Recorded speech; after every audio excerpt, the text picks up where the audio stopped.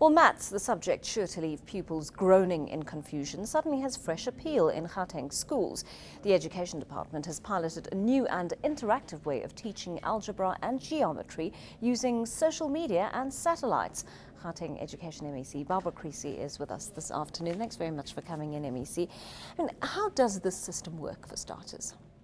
Well, it's a satellite broadcast system that we've been piloting since February to 15 schools across the province.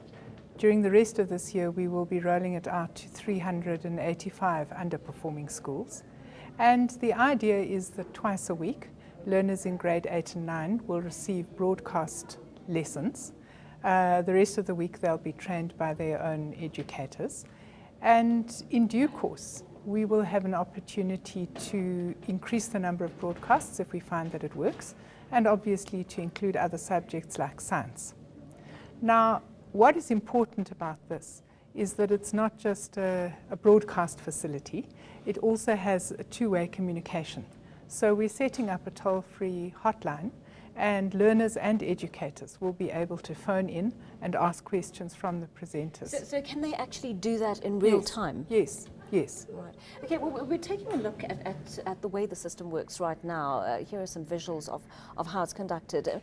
How interactive are these lessons for the children? I mean, in terms of their own teacher interacting with them, as well as the centralized sort of broadcast that's going on? Well, I attended this lesson this morning, and what happens is that it's broadcast over a screen.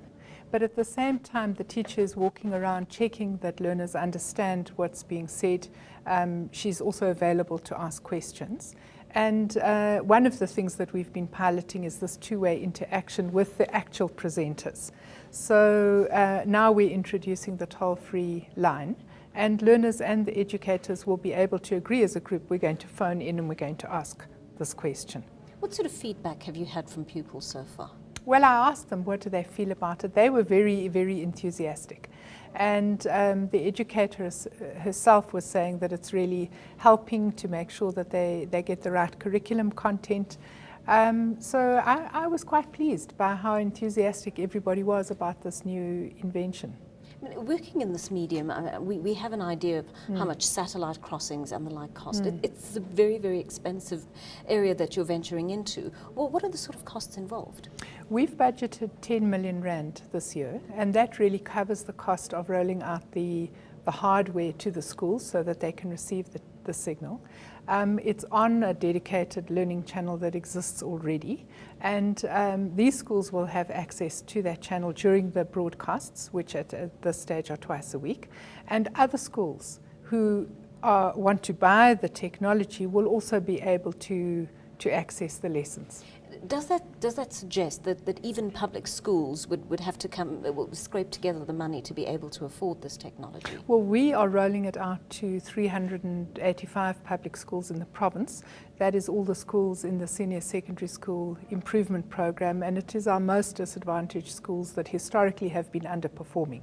So we are helping those schools, but other schools that are better off, that would like to participate in this, could buy their own technology, or in future budget years we could then look at rolling it out to other public schools.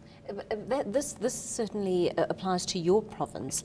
Is there any indication that other provinces might be interested in this model? Well, I think that once they see it in operation, as I say, it's available to anybody in the education system that would want to use it. Looking at the current budget that we have, is it really sustainable to introduce what looks like such an expensive system? Well, I don't know, comparatively speaking, whether it's that expensive. If we're talking about connectivity for 385 schools at 10 million rand, obviously, what's it they say? If you think education is expensive, try ignorance. And I think that the thing that we're really worried about is learners in grade 8 and 9, if they don't feel confident to do mathematics, pure maths, they don't choose it as a matric subject. They don't choose it as a matric subject, we're not getting the kinds of people out of our education system that our economy needs, engineers, skilled workers, and so on. So we feel that this is a very crucial investment because we have to turn around the performance of learners in maths and science, and we have to enable their educators to have better curriculum content knowledge and to be able to support learners in a stronger way. If the system becomes as popular as you're suggesting and it grows, don't you think this is going to make a number of your teachers obsolete? No, not at all. I was interested in that issue when I went this morning, and it was very clear to me that the teacher has a very important mediation role because the satellite information comes fairly quickly, and then there are exercises that learners have to do. Obviously the strong ones are moving ahead, but the weaker ones need the facilitation by the educator, need the educator to be walking around saying, do you understand that, do you have a question?